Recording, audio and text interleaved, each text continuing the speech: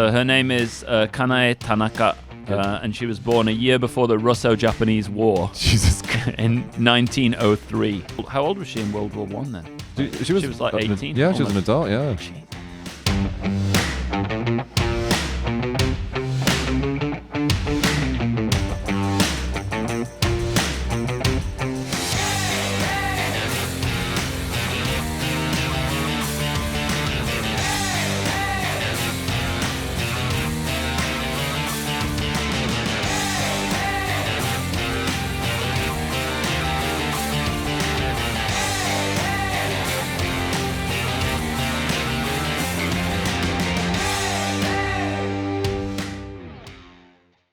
Hey everybody, welcome back to Small Talk Japan. On this show, we talk about all things Japan in English. My name is Mitch, I'm the co-host. Alex. And today we're doing a couple of things differently. We're actually on Twitch today.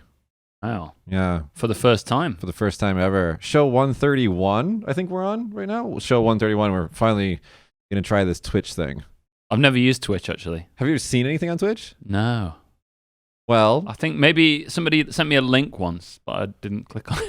So Twitch has a notorious, the gaming community has been notorious for being half really, really good, genuine people and like trolls. Right. Yeah, makes sense. So I hope that we get the good, genuine people that come and hang out with us on our channel. If you guys have never seen this show before or listened to our podcast, we go through the news, we talk about Japanese stuff. It's basically a Japan show. Mm-hmm. My name is Mitch and I live in Japan, run 2 companies. Alex, live in Japan, work in tourism, travel and tourism. Have your own company as well. Yep. We just do the Japan life. There's another person that comes on alternating weeks named Natsuki. She's Japanese, she's a professional here. We talk about lots of stuff. It's all in English. Yeah. So today we're gonna start off our show with a immemorial. Go for it, Josh. Oh, that's the shittiest font. So if you guys don't know, this guy named Ricky we hired to work at in my English school. I have 2 businesses. I have an English school and a production company. And we hired him to work with us at the end of 2020. That's right. And he's the best guy in the world, Mr. Ricardo. He got his permission to land and everything a year ago.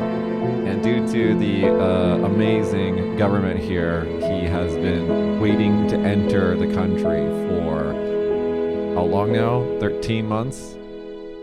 And this month is... Hey guys?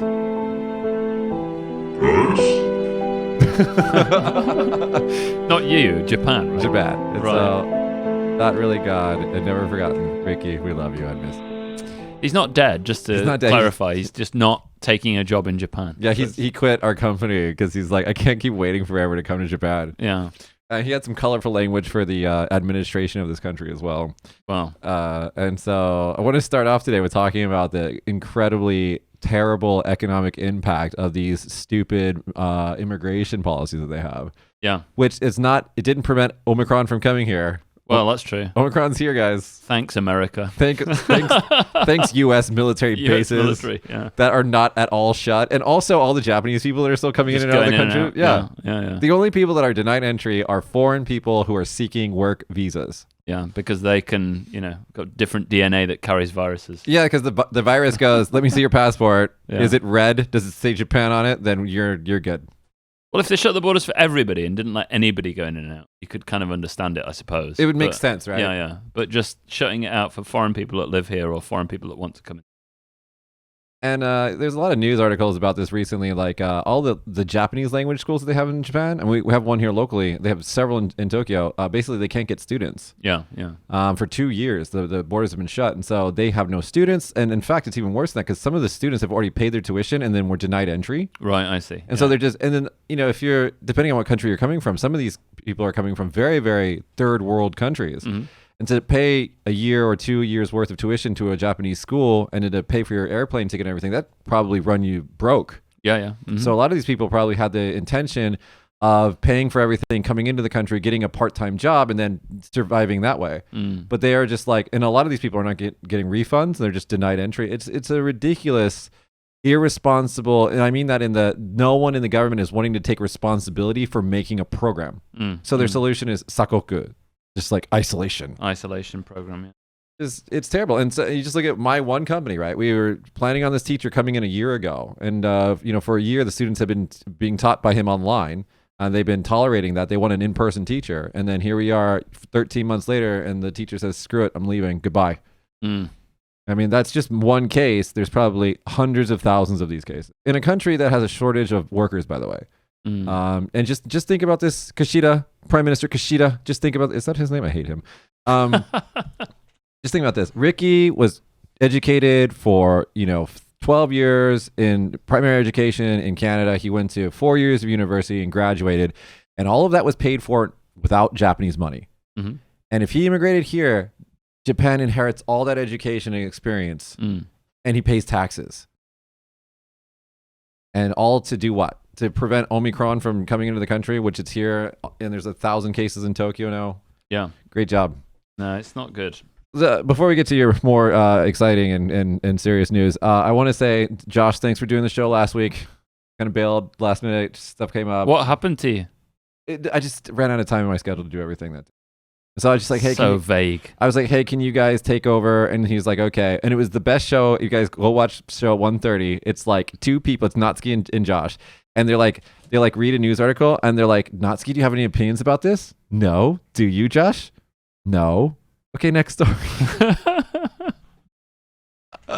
I really enjoyed watching that. It was actually really cool. Why didn't you have any opinions about it? I think most of the stories, Josh was just like, I don't know what's going on in this story. It's like, it doesn't have the background, so. Wow. But we got comments on the YouTube video. It's like, Josh comes in front of the camera. If you guys don't know this, Josh is always behind the camera. He's always operating everything. He's the, directing everything. So that time he was in front of the camera. So thanks for doing that, Josh. Appreciate that. Thanks, Josh. All right, let's get to the news. All right, so we've got first story is 12,000 people signed a petition to ease Japan's tight entry rules over Omicron, which Mitch was just talking about. There's been an online petition demanding that Japan ease its tight entry rules to prevent the spread of Omicron variant of the coronavirus, which has been submitted to the Foreign Ministry on Thursday, and 12,000 people have signed that, apparently.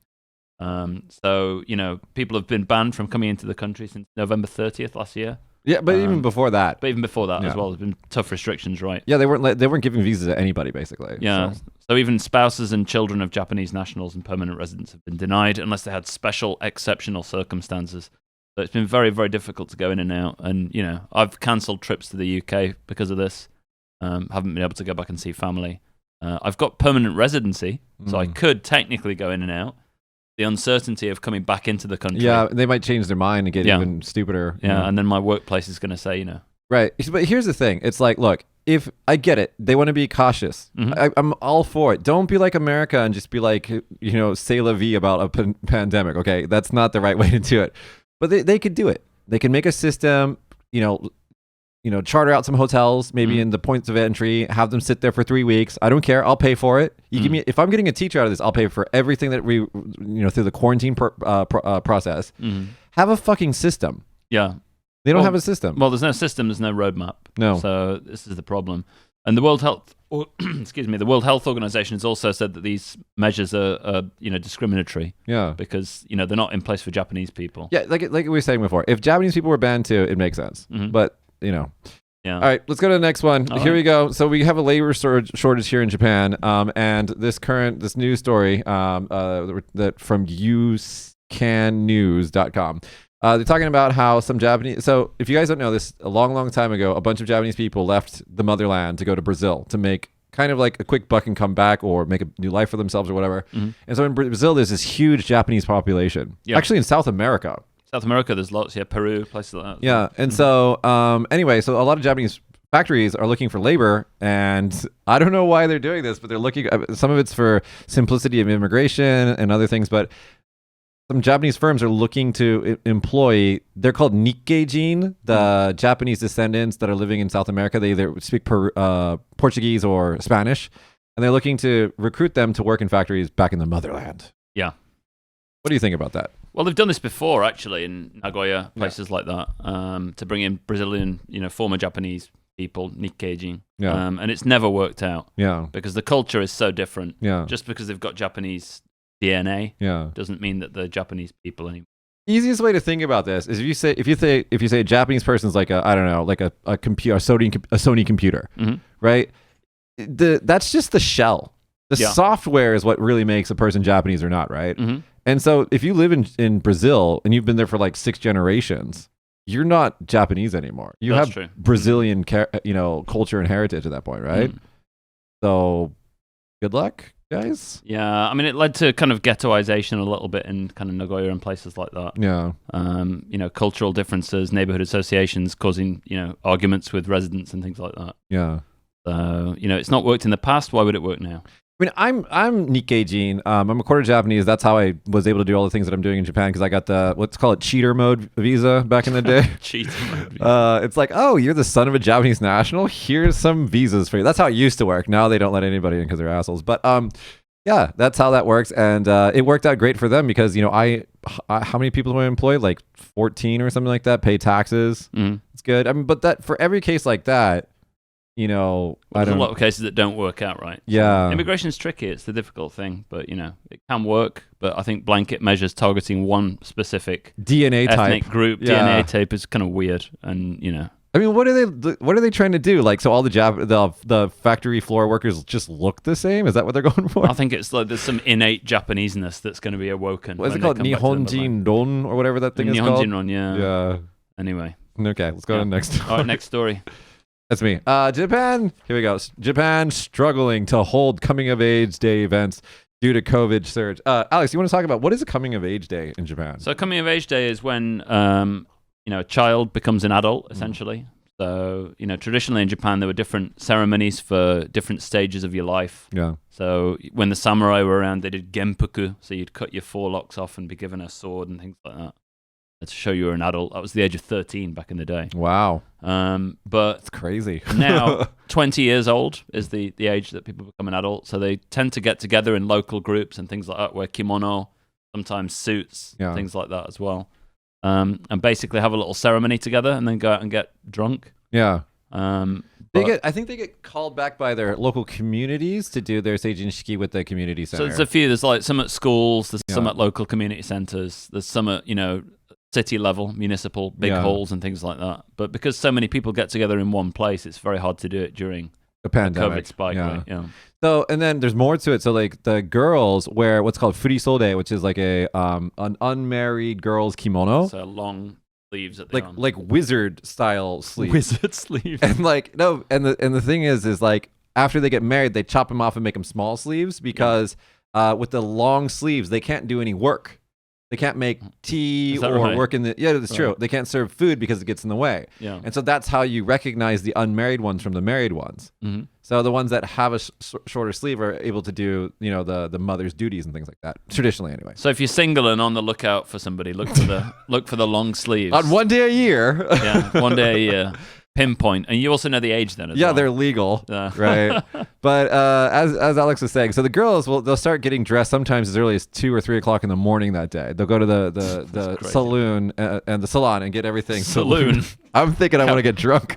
Cowboy and wizard sleeves. I got a Nobikai. I got a drinks party after this podcast. So I'm just thinking there. Anyway, They go to the salon and they wait in these long lines, and then they get because what are the salon beauticians in Japan learn how to put on kimono for people. And so they'll have a professional put on their kimono for them, do their hair and everything. And then they'll sit seriously all made up like this and just go to sleep until it's time for them to then wake up and take a grand tour of all their relatives and take pictures with them. Yeah. And then they hang out with their friends in some like community center for a little bit. And then they go downtown and get drunk. And because they're all 20 and they have no idea how to drink, they throw up everywhere. Yeah. Coming of age day. It's bizarre, isn't it? Someone once told me Japanese people don't know how to have fun, and that kind of sums it up for me. You know what I mean? Anyway, so next story we've got is Japan's age of majority is to drop to 18 years old. So we just talked about Jinshiki being 20. So it's going to go down, right? So, okay, right now, so to vote, they just recently 2 years ago or a year ago changed to 18. But everything else is 20, right? Everything else is 20, yeah. Tobacco, cigarettes, driving is 18. Yeah, marriage is 18. Yeah, marriage is weird. Marriage is 16 if you're a girl and you get permission from your parents. Why do we both know that? Who knows? Because it's weird. No, you don't need permission from your parents at 16. You could do it legally at 16. If it's before 16, you need permission from your parents. Is that right? I think that's the law right now. Fucking. Anyway, so they're going to reduce it to 18 years old from from next year, is it? No, April 1st. So, next... So meaning like drinking and cigarettes and all that stuff becomes 18? No, that's staying at 20. Okay. But being able to vote, get a credit card or a loan without 18. parental consent is going to be 18. And also, for me, Japanese citizens who have dual nationality now have to choose their nationality by the age of 20 instead of 22. So my kids are going to have to choose whether they want to be British or Japanese. So what you do in that situation is you tell Japan that they're totally Japanese. They don't have dual citizenship. I will say nothing about this on a recorded meeting. No, it's a silly process. Japan, European countries, dual citizenship, triple citizenship is a thing, right? Yeah. People collect them.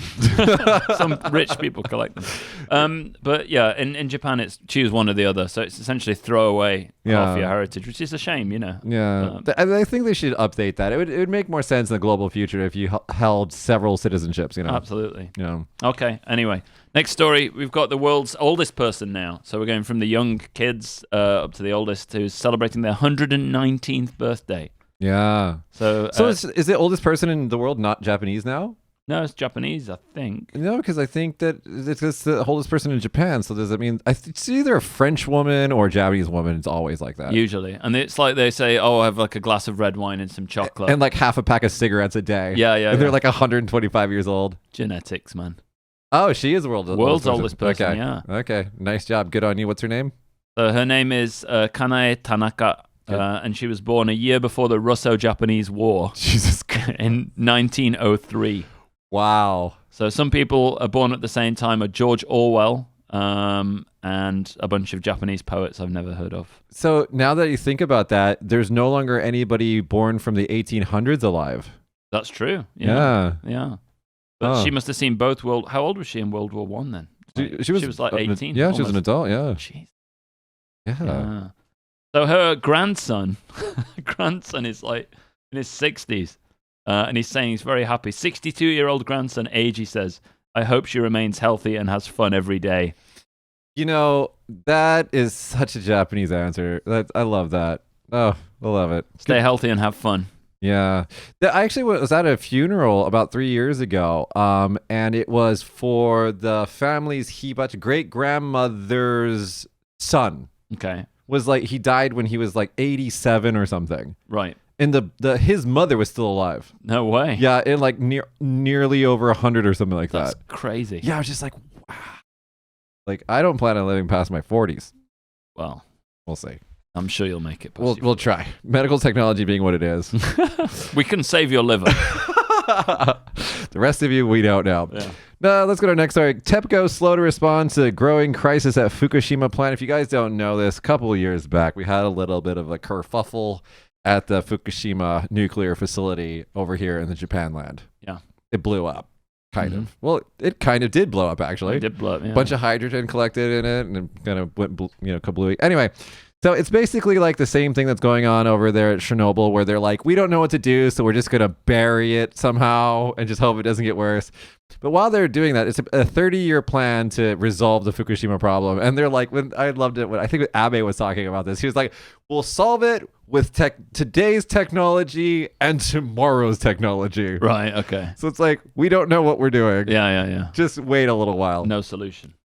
So while they're doing this, the reactors are still hot because they melted down, and it basically probably resembles the elephant foot, which if you've never seen that scary photo from Chernobyl, just go ahead and Google that, guys. And they have to keep cooling it. And so they have this water that they pump in and pump out, and then they have to clean it. And then anyway, so they have all this radioactive crap that's like kind of accumulating. And let me quote this. It was envisioned that equipment to dehydrate hazardous materials to prevent radiation leaking could be built. Could be. But as yet, there is no finished design for the device. Right. So someone's basically got a piece of paper and drawn like my nuclear reactor solving device or something with the big word "the future" on it. The future, yeah. Like I'm trying to be like positive on the show, but like the Fukushima thing, it's just foobar. There's nothing you can do really about it. Well, we would have hoped that some futuristic technology would have been invented. Well, it's like it is a big gamble. Nuclear technology is very, very clean when you do it right. It's green. It's part of the roadmap to the green future to reduce CO2 emissions and things like that. But when it goes wrong, it kind of really goes wrong. Well, a country with earthquakes, tsunamis, typhoons, it's not the safest place. But, it's necessary. Yep. Okay, so Japan PM calls for aggressive wage hikes in push for redistribution of wealth is the next story. So Fumio Kishida, the PM, has asked business leaders on Wednesday to raise wages more aggressively as a pursuit of wealth redistribution. And they're talking about a pay hike of about 3% in companies that have seen their earnings recover to pre-pandemic levels. How are you going to force that? Well, people just say it. Are they going to be reporting their income properly? No. And also the hours worked. That's also not. If this happens, what will probably happen is like any company that raises wages will just expect more work from those people. Yeah, it'll be like reduced time. Yeah. Here you get your hourly wage has gone up, and we're reducing your time by 10 hours a week. By the way, you better work those unpaid 10 hours. So you're paid the same, but you earn more per hour because you work less. But how would they, like, Kishida doesn't have the power to do that. Like, what? No, it's a suggestion, right? Yeah. So, he's just basically trying to change the Japanese economy a little bit by accelerating wage growth because they've been stuck in a system of deflation for years and years. So it's never. If you guys don't know anything about deflation, you're with the rest of the world. No one understands deflation. Like, I think the Wikipedia article is like, deflation is a very curious economic model that no one really understands or something like that. It's really weird. But there hasn't been a real. There's hope that because of the pandemic, they had this huge, crazy infusion of cash that suddenly happened in two big waves into the economy. They're thinking that might spark growth. Yeah. But we'll see.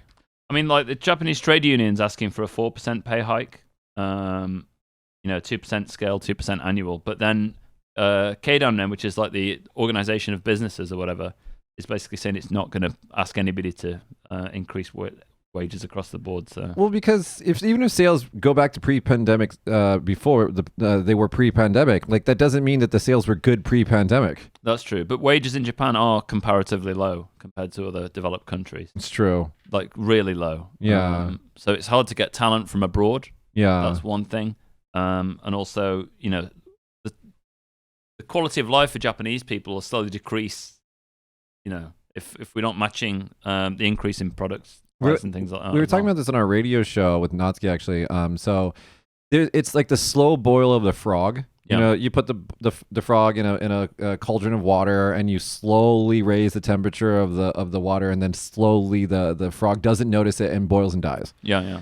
And that's what's been happening in the economy here is that since the wages are kind of flat, but inflation and then the world's cost keeps going up, it's the same thing as wages going down. Well, what they do is a lot of the time they'll get, for example, a chocolate bar and it'll just get smaller. And I was just going to talk about that. There's a word for that. I forgot what it's called, but like it's instead of inflating prices, they're keeping the prices the same, but making it smaller. Yeah. And so what you're getting at is the quality of life is going down. So the buying power of the yen is not is kind of going down, but so it's wages aren't keeping up. I don't know, but the thing is there's a reason for that. Like the sales of a lot of companies in Japan are flat or minus. What's it called? Shrinkflation. That sounds like something you'd get in a pool. Cold pool. Jesus Christ. You don't want shrinkflation, do you? You want whatever the opposite of that. Inflation. Growthflation. That's a growth mindset right there. Yep. Okay. You got 7. All right, go for it. All right. I'm done. That's 7. Oh, so 8. Okay, here we go. 8. Toyota outsells GM in the U.S. in 2021 to clinch top slot for the first time. Now, we all know that Toyota has basically outperformed U.S. car companies individually, but GM is like a cluster of companies, right? What does GM make? Everything, As basically. a Brit, I don't really. I think GM is everything that Ford isn't. I think GM is everything not Ford. So Acura. No, I don't know. I don't know American so cars. Like Dodge, Chevy. We don't have those. No. Josh, this is why we have Josh on fact checking over there. I've heard of GM. I just don't know what they make. They make everything but Ford, I think. They used to make my car at Pontiac, but that went away after the global recession in 2008. It's very American. I mean, we don't have these kind of cars in Europe or Britain. What do you guys have? The Mini Cooper? Mini Cooper, yeah. The Mini Cooper. They're all Japanese, aren't they? You guys have Jaguar. Jaguar, yes. Jaguar. No, it's not Jaguar. It's Jaguar. While Josh looks that up, there's a story. Oh, you got it? It says that the 4 core automobile brands are Chevrolet, Buick, GMC, and Cadillac. I forgot about GMC. That is a brand. I haven't been in America forever, and I haven't ever I've only owned one American car, and I don't recommend it. Very US-centric, isn't it? But anyway, Toyota makes a great car. There was this news article a couple years back. Why do all terrorists have white Toyota trucks? Was the news article. Because you see all these like insurgents people in the Middle East and everything, and they're always driving white Toyota trucks.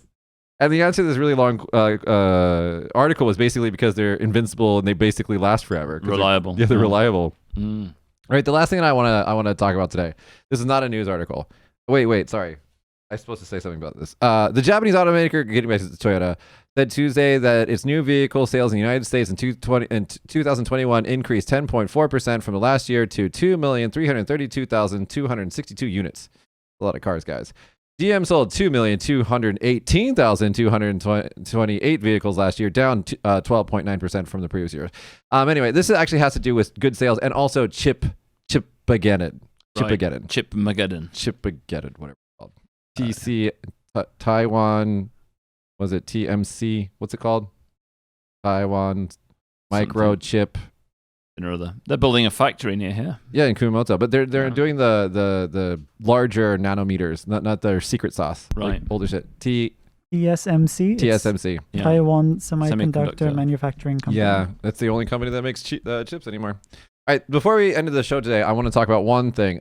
So I Reddit a lot. Well, on Reddit all the time. Mm-hmm. And sometimes it'll like ping your IP, notice that you're in Japan, and recommend subreddits to you that are like based upon your IP. Okay. So sometimes it gives me like Japanese subreddits, which I don't participate in because it's just Reddit people are either the scum of the earth or the best people in the world.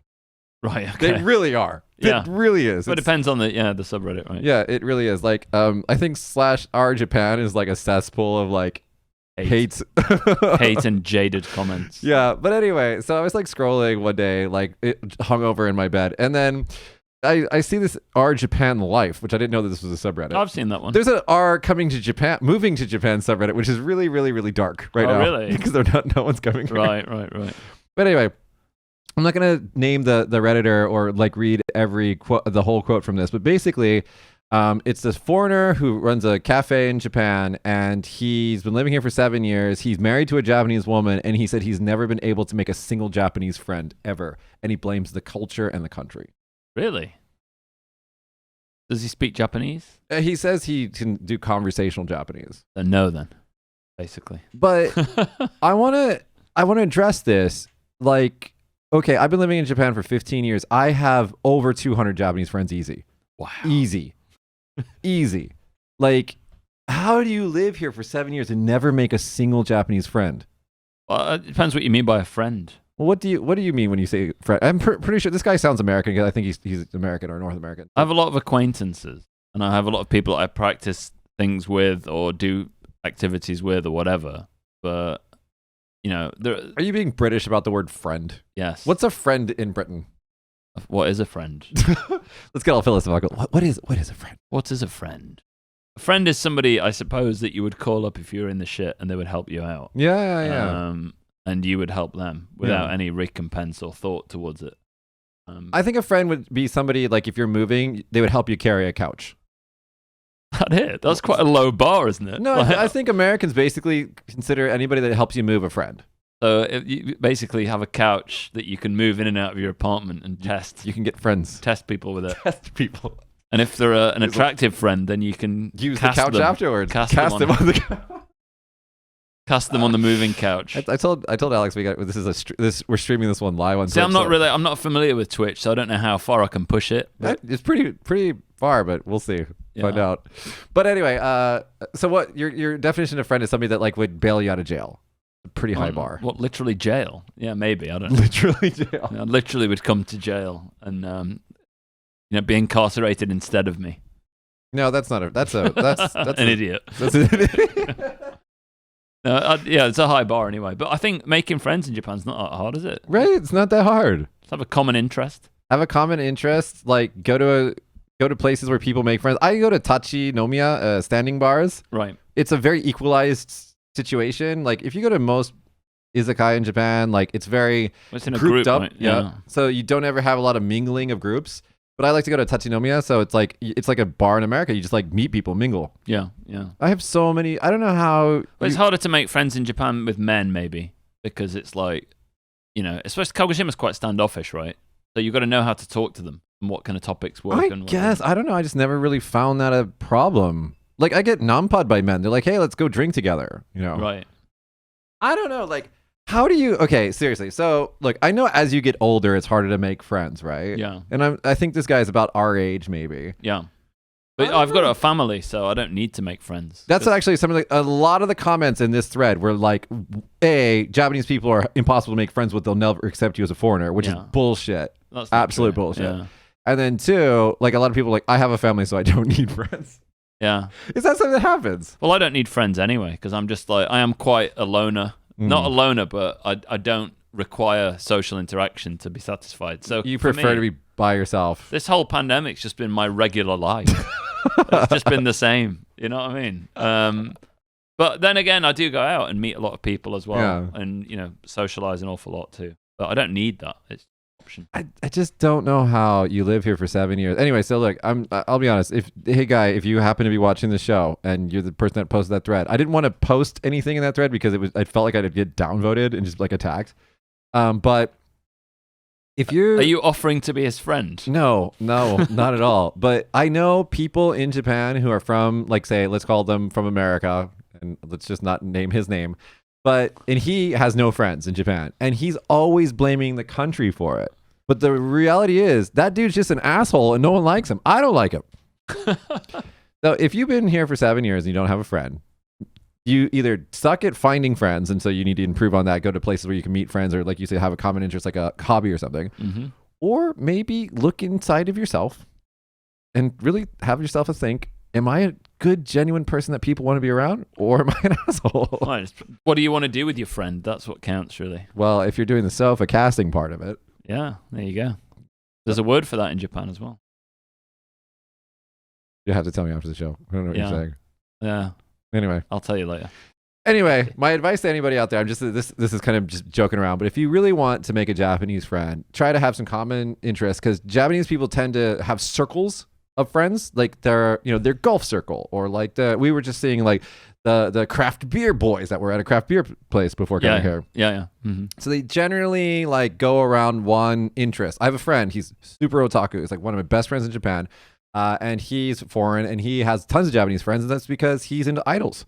Right, yeah. So he got into the idol community and made all those friends. Yeah. So he's got all these places to go, people to talk to, friends to count on. Well, the good thing about Japan is that you can be a fucking massive nerd and still make loads of friends. Yeah. Because there's a load of other nerds in the same kind of circle, right? And they're crazy into their shit. Like train otaku are the craziest. Like, I want to just do a study on them. Yeah.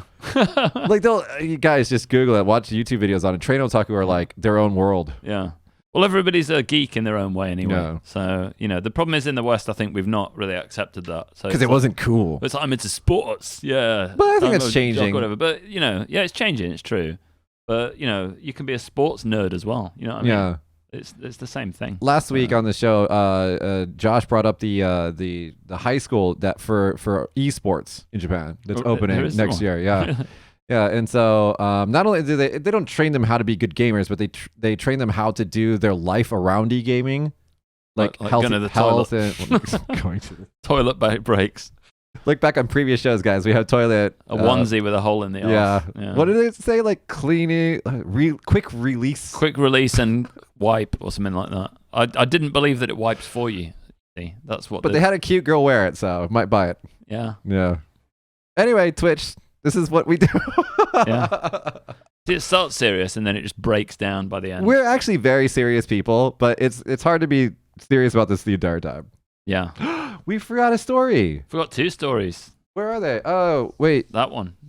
Well, I've got the one here. Shall I do this one? Oh, yeah. Let me do this one and we'll end on that one because it's a really positive one. Okay, good. Sorry, Reddit guy, called you out too early. But just look internally, see if you like you, and if you don't like you, then you need a hug. Transgender woman referred to prosecutors for using Osaka's lady room. Now, this is all over the place in all the countries. Trans stuff is like, we're figuring it out, right? I mean, like, if you dead name somebody on Twitter, you get banned. You what? So if somebody changes genders, or sorry, that's not what they say. If somebody affirms their correct gender, right? So if they transition, and then you call them by their former gendered name or pronouns on Twitter, right? Purposefully, they'll ban you from Twitter. Twitter will ban you. Yes, it's a thing. Wow. But I mean, it's to prevent harassment and things like that. I get it. But anyway, so this is a tricky subject because, like, I think the basic idea behind gendered toilets is to make everyone feel comfortable. And so this is kind of an inflammatory language. I apologize for this because this is not my language, but I'll read it too. It says, according to the Osaka Prefectural Police, the commercial facility in the western Japanese city contacted the police after a customer complained that she could not use the women's restroom because a man wearing women's clothing was using it, causing her fear. So now, like, all jokes of like, oh, how convincing was she aside, the idea of the gendered bathrooms is to create a comfortable place that people can feel, not. Basically, it's to get the guys away from the girls, basically, right? Yeah.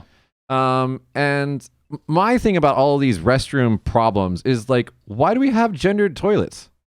Because people piss on the fucking seat, man. That really annoys me. It's like, if you can't control yourself, or at least lift it up, you shouldn't be allowed to use the toilet, or you should sit down. So boys are taught in Japanese schools now to sit down to pee. That's ridiculous. No. But you should be able to aim. It's a skill. That's why there are separate toilets, I think. That's the major reason. And also, maybe if you're really ripping a fart out there or something like that.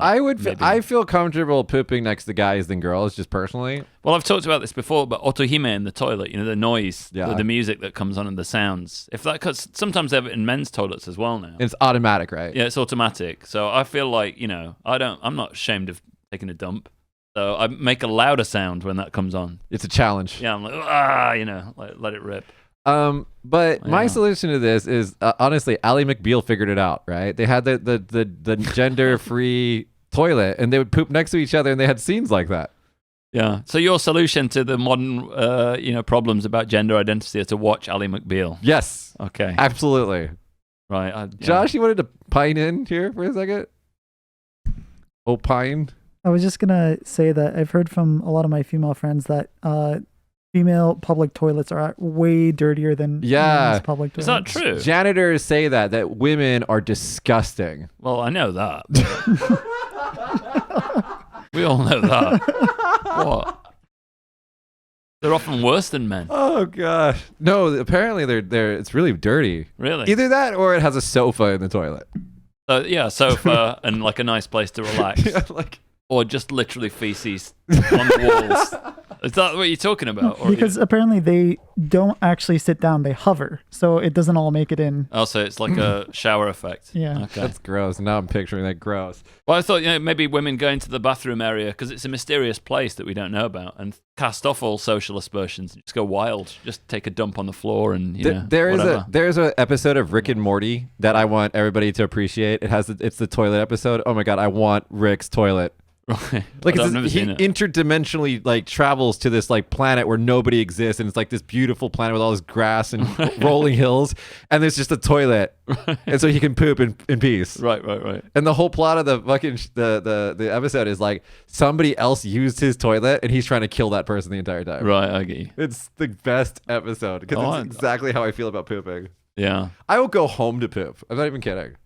Like, I know certain spots that are good to go to. You identify them. So, for example, there's a toilet there's a cinema in town, and on the second floor there's like a 100 yen shop that not many people go to. I know exactly what you're talking about. The second floor one's okay. The first one's dirty because Everybody just goes in and uses it. There's exactly in the same spot in that building on the 3rd floor in the theater is also the same toilet. It's gorgeous. Yeah. And it's always clean. I might make an app for this.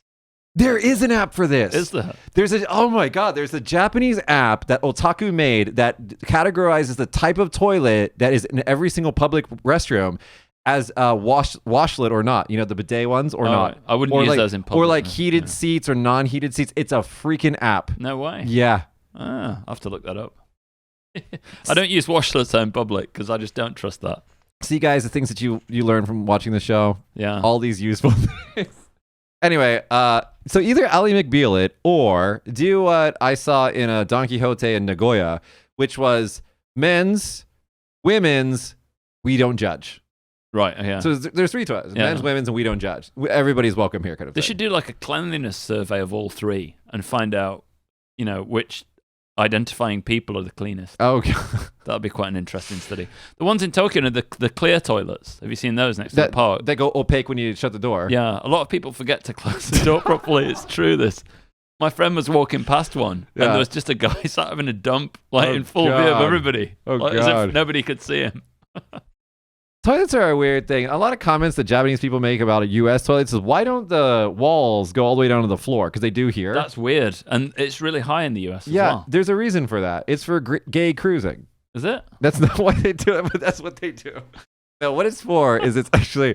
I believed you then. No, if any, don't Google that because it's actually what they're doing. But no, it's to mop easy. Oh, right, okay. So they can just like stand in one spot and just mop through it all and stuff like that. That's what it's for. Oh, thanks, labor saving. But device. it is, I prefer the Japanese toilets that go all the way to the floor and you have absolute privacy. Yeah. I don't like to see your shoes. I want a hermetically sealed bubble. Hermetically sealed. Otherwise, there's nothing, nothing escaping.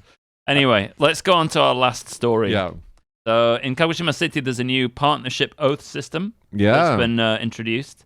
It's quite unusual for Japan, really. So it's unusual for Japan, and where we are is kind of like the backward part of it, and this is quite forward-thinking. Yeah, so it says Kagoshima City began operating a partnership oath system that recognizes same-sex couples as having a relationship equivalent to marriage from this month.